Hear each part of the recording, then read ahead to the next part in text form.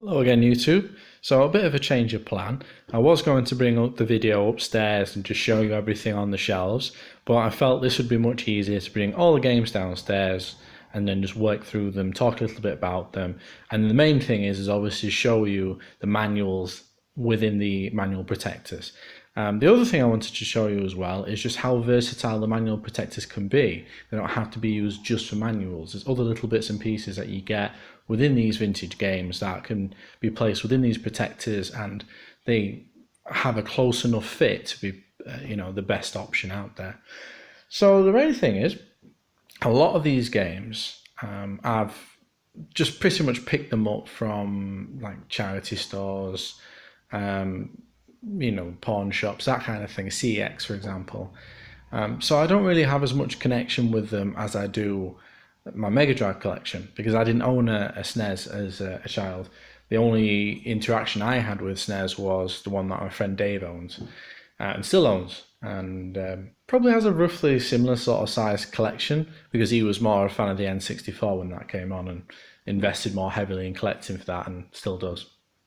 But I've picked out some titles that are particularly memorable. Either I played them at his house, or I played them on an emulator a few years later, or I've just sort of grown attached to them because I bought them when I started collecting, and then in the, I don't know, roughly about sort of 6 or 7 years time that I've owned them, they've become,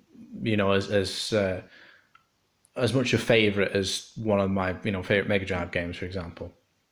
So we'll start with Jurassic Park because this is probably the most boring one, really. My experience of this was more the Game Boy game, and it plays very similarly. So you just kind of plod about on a top-down view. You have to collect all the eggs. There's a few other extra sections that are added in to take advantage of things like Mode 7 and so on. But really, Ocean, I would say, never really published crap, but they did publish a lot of stuff that was like pretty mediocre and generic, largely forgettable.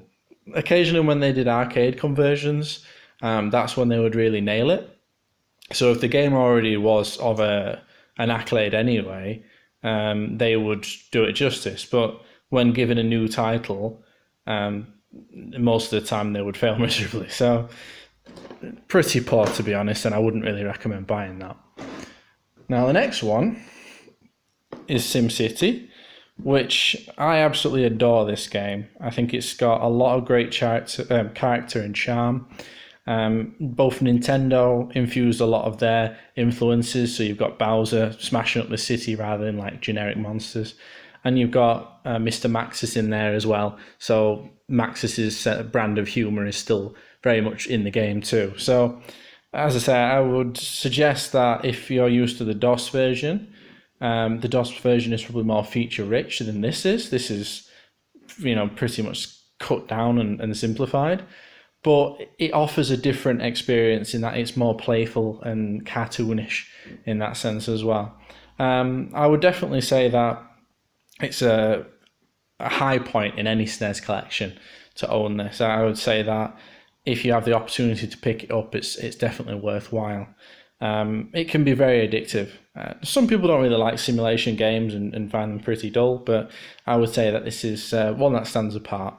Certainly enough that they've made enough different versions of SimCity since then. Now, the next one is pretty much an industry standard and a classic, and that's Legend of Zelda: A Link to the Past. Personally, one of my favourite games of all time, and I would still argue that I would prefer them to make more Zelda games in this style than I would the 3D ones. That's not to bash the 3D ones, I just prefer this particular art style, art direction, music, and just gameplay. Everything about this, I think, was just perfect. And the way it's presented in this sort of gold effect, embossed cover, and then I'll show you all the sort of interior things that you get with it as well. But yeah, really fantastic packaging and a really great item as well. And sadly, it is shooting up in cost.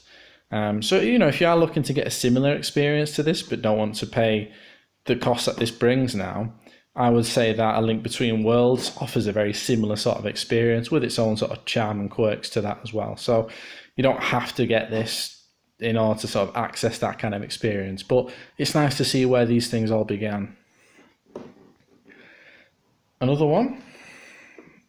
This always gets mixed opinions. Mystic Quest Legend.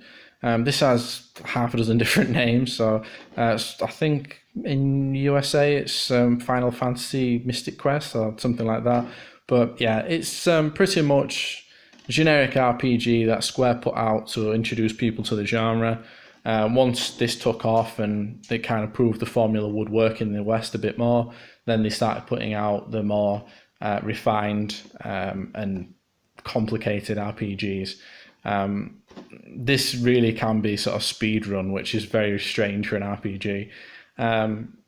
Doesn't really even need a walkthrough either. It's very much railroaded. There's no sort of wandering around and adventuring and discovering stuff. Once you've caught on to the general lines of what you need to be doing, it's easy to just wander and get on with it. That's not to say it's a bad game at all. I enjoyed every minute of playing it. But the writing is it's very straightforward and dry. So, it is what it is. But it still has their quintessential, really stylistic artwork, great choice of screenshots. And again, nice choice of colours to sort of represent the game as well. That's something I really like about PAL SNES boxes, is that they all had these different coloured frames for the artwork rather than just plain black. And it's kind of interesting their choices of whether we're going to have a flat colour, a texture, all sorts of different things we use over the years, and it just makes them a bit more unique. So again, the next one doesn't really need any introduction, is Starwing. Personally, I just think that this game is very dated. It doesn't really play that well, and it doesn't really look that well either. I never got on with it, and I was not really impressed with it back in the day either. My mindset was always that Nintendo were pushing these extra graphics chips and stuff like that in their games, and I just felt, cheap chip tricks that made the games more expensive, but just really didn't offer as much as they were making out.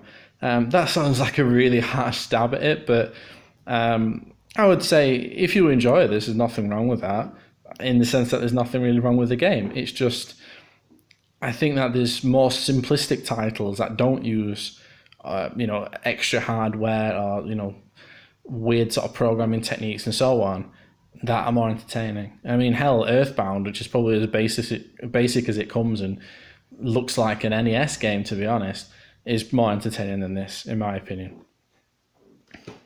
However, you get something like Secret of Mana, which I personally feel that's an absolute masterpiece.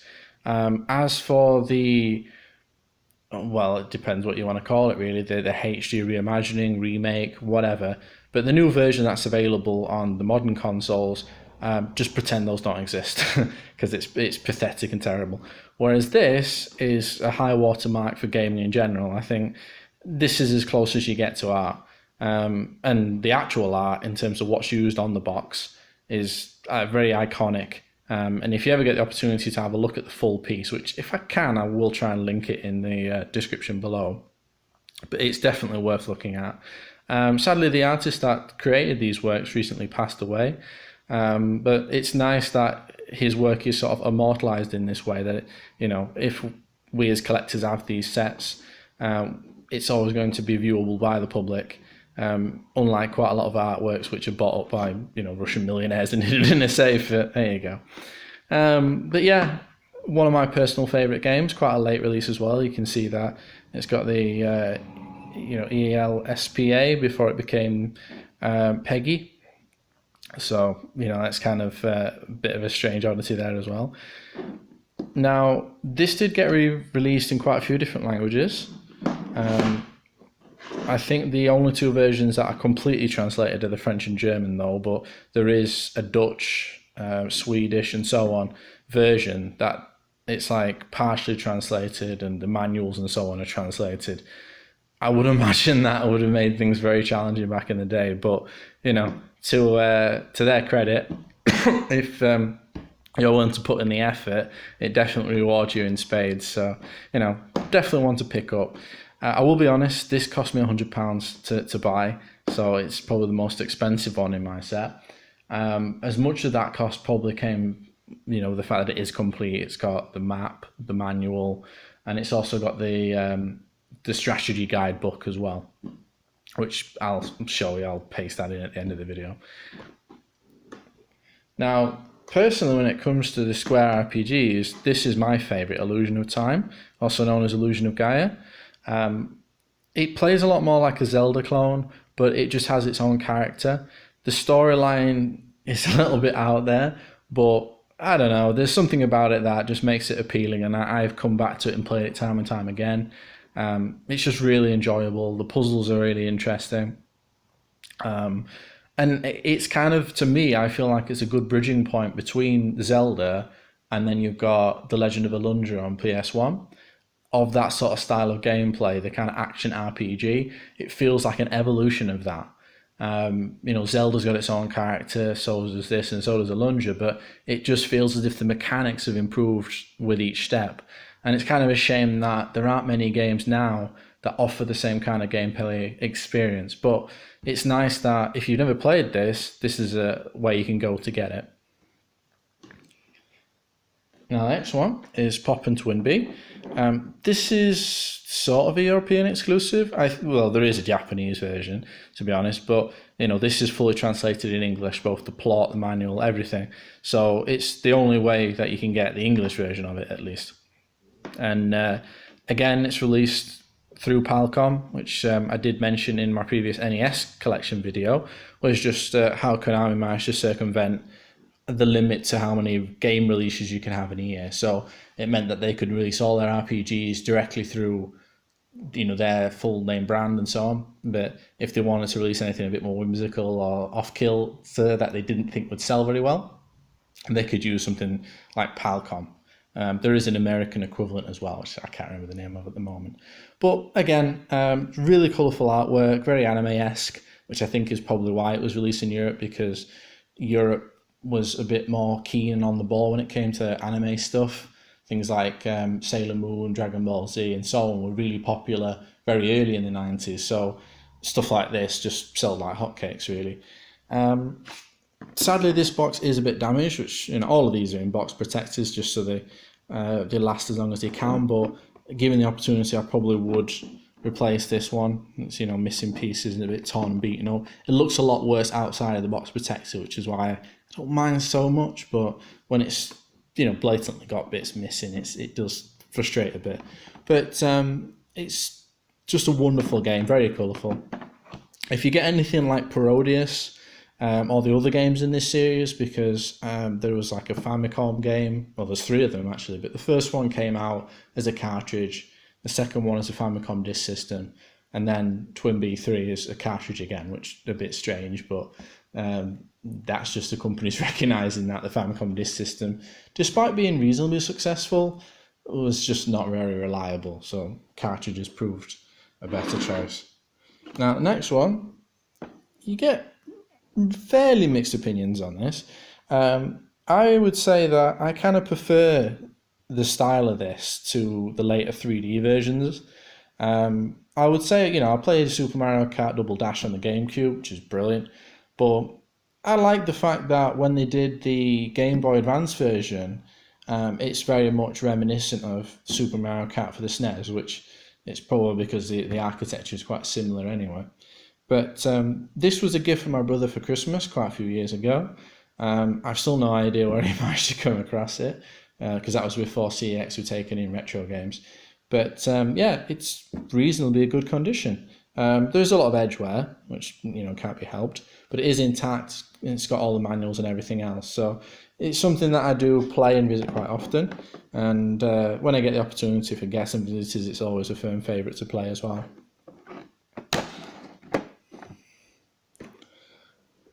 Now, next one, I got this very, very recently, so I actually haven't had the opportunity to play this much, but it's, I would say, fairly well known because Game Grumps played it quite a few years ago, and there is like a tune of them sort of making fun of the introduction, like the boops it makes when you're choosing the options and stuff like that, so it's kind of become a bit of a pop culture thing beyond that. Or a meme, but myself, I think it's nice that you've got the really detailed Disney art on there as well. Capcom, again, really hit it out of the park. They made quality stuff back in the day. And this is, again, in really nice condition, very complete. You can tell that the screenshots were literally just like a camera pointed at a CRT because it's got the curve of the glass still, but they did their best. But yeah, really nice copy. And I think I found this again in a charity shop, and it was about £4, which I think most SNES games, it's between, for a box one anyway, 15 to 20 is for like a reasonably common game. But yeah, SNES collecting in PAL territories, and especially in the UK, is extortionate. So when you do bump into cheaper ones, even if it's a game you're not particularly amazed by, it's still good to grab hold of them because you can always flip it and get a better one if you wanted to. Now, this one, R-Type, or Super R-Type in this case, one of my favourite games of all time, and I'm kind of really disappointed that, again, the box has got the usual edge wear, but other than that, it's in reasonably nice condition, but it is missing its manual. So that is something I'm deliberately trying to hunt down as an orphaned manual. So someone who's prepared to sell one for reasonably cheap, and it's just on its own, so I can add this back in and make a complete in-box collection for Super R-Type again. When it comes to the R-Type series, I would still say my preferred one to play is a PC Engine version. But that's as much because I like the fact you can put the Hue cards, which is what they call the cartridges for a PC Engine, into the PC Engine GT or the TurboGrafx Express, whichever one you've got. And it just allows you to play those games on the go. And it's kind of impressive being able to play a full version of R-Type on a portable system. Or it is for me. I mean, you can do that on a mobile phone these days, and I've got R-Type on the phone I'm recording this video on. But, in any case, if you don't have any of those options and you're still wanting to play R-Type, you really can't go wrong with this version. The enemies are very varied, it's very colourful. The only thing I think is a bit of a flaw is that, like most shooters on the SNES, it suffers heavily from slowdown. That does make the game easier in spots though, so if you're not really looking for a particularly challenging shooter, that might be an upside for you. But, for me, I just find it sort of frustrating when I know that other systems can perform much more adequately, or I've already ported the game and done a superior job of it. Even the Master System does a better job. It doesn't look as good, but it does play a lot smoother. Now, this is a European exclusive, as it makes sense it being created by a UK team. It pretty much got released on everything under the sun, did Cannon Fodder. It's probably best on its native platform, which was the Amiga. But if you were to play it like I did, which was originally on the Mega Drive, I love the soundtrack on the Mega Drive version. But if you're just looking for the raw gameplay and slightly better colour palette, and also I believe, I think this allows for use of the mouse, but don't quote me on that. It's not something I've ever tested because I don't own a SNES mouse. But if that does work, then obviously that allows you a lot easier controls than using a controller on the Mega Drive port, for example. But again, it's a really fun game. It's reasonably affordable as well. I don't know how much it would cost to import if you're in the States, but if you are abroad and you are wanting to play this game because it's not something that is familiar to you, I would definitely suggest probably emulating it. But even then, I'd still emulate something like the Amiga CD32 version, which is the most complete version. But yeah, really iconic music, really strange sort of sentiment for video games as well. It did get really criticised at the time, mostly because of its use of the poppy, because the poppy in Britain is a symbol of remembrance. So people felt that it was a little bit sort of crass and vulgar to use it in a video game that seemed to glorify violence. But my point of view was very much the same as the creators of this, in that it's presenting a cynical outlook. The idea being is that it's very difficult for your soldiers to survive through the whole game. So it feels very punishing and sad whenever you fail. And it's hard to explain until you play the game. You get really attached to the little guy on the screen, and then it's like one bullet and he's down, and that's it. And you might have to play another 80 missions without that guy, and it feels a bit weird. And I think it's funny how such a simplistic game makes such a good point about the loss of war, in a way that other games don't. You look at other games now, like Call of Duty, that try and express the same sort of sentiment and fail miserably, and they just get memed on because of that. But yeah, definitely great game. Nice choice of colour as well. It's a weird turquoise that they picked, or kind of a teal, I suppose. And you can see that it was definitely intended for the European market because it's got everything under the sun on there. The game only plays in English, I believe, though. But if you got the Amiga version, there are like other translations. If you wanted to play it in German and so on. And then the last one is Donkey Kong Country. I absolutely love this game. I played it quite often around my friend's house, and a few other people that I knew as well. And there were a few sort of like internet cafes that had SNESs set up in the early days as well. Just in case the internet didn't work, which is a common occurrence for early internet cafes. But this was always a popular hit as well. But it did take me quite a while to track down a copy that I was happy with, because Edgeware really stands out on this box, because of the fact that it's not a flat colour, it's all this sort of like jungle leaf texture. So if the box gets damaged or dented, it really stands out and makes it look ugly as hell. So I did pay a little bit more. It cost me about £35 to get this example, which they try to make out that it's mint, and it's not. It was taped at the ends. Now, I sort of steamed the tape off, but you could see that it's still, damaged underneath.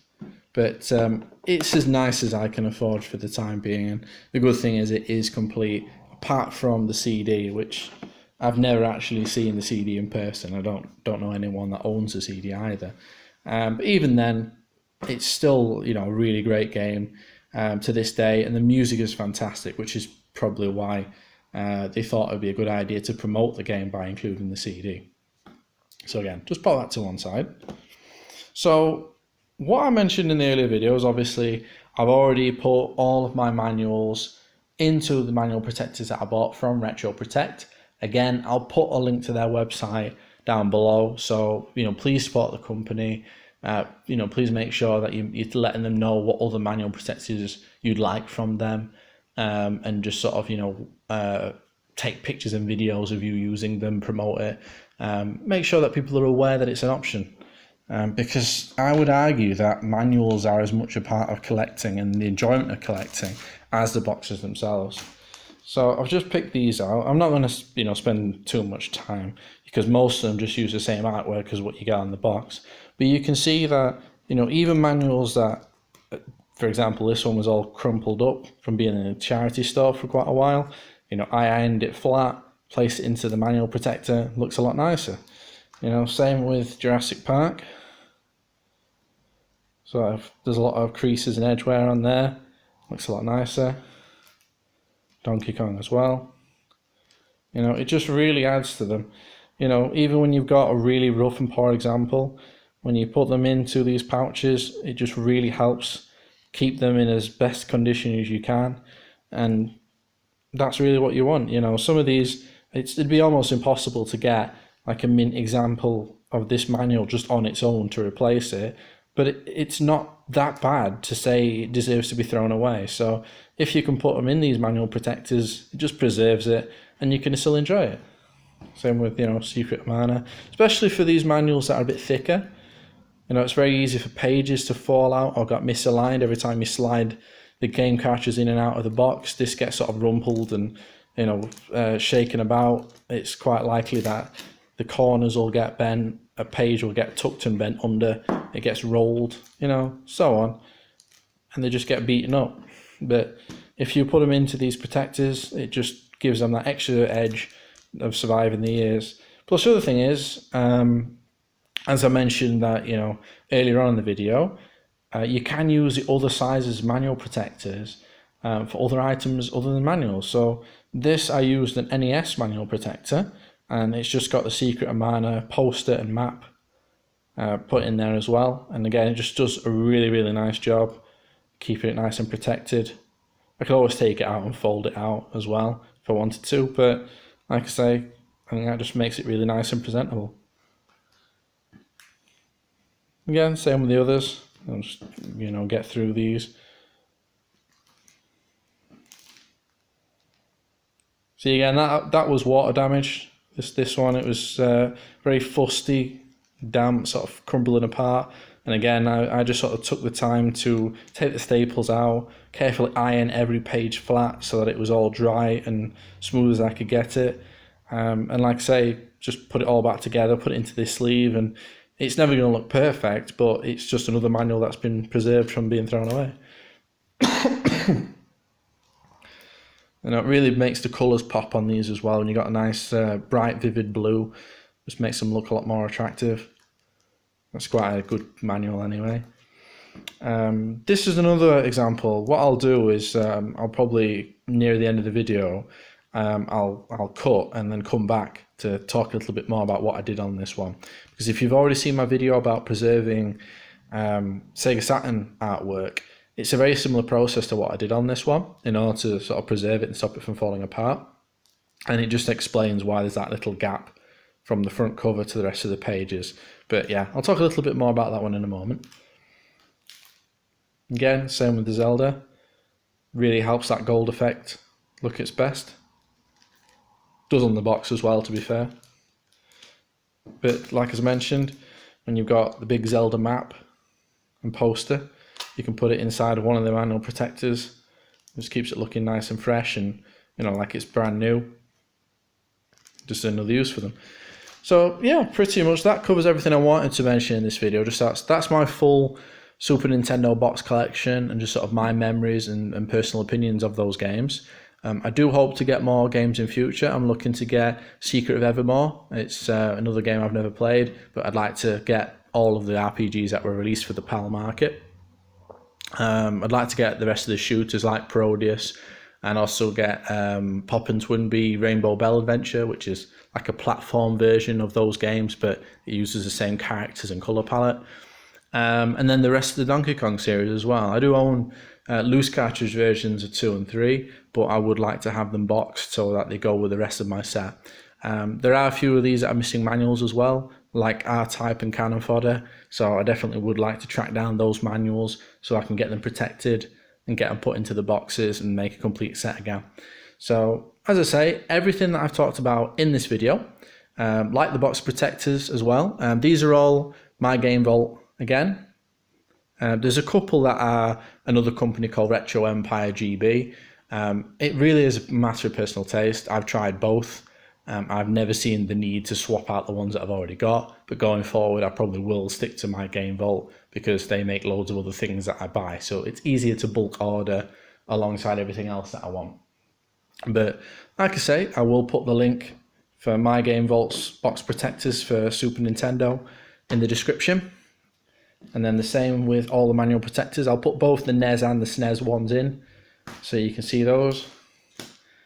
And then I'm just going to pause the video here and we'll come back in just to talk about those few other things I mentioned, the instruction guide or walkthrough guide for Secret of Mana that I got as part of my collection, and then also what I did to protect the SimCity manual a little bit further than just putting it in the manual protector.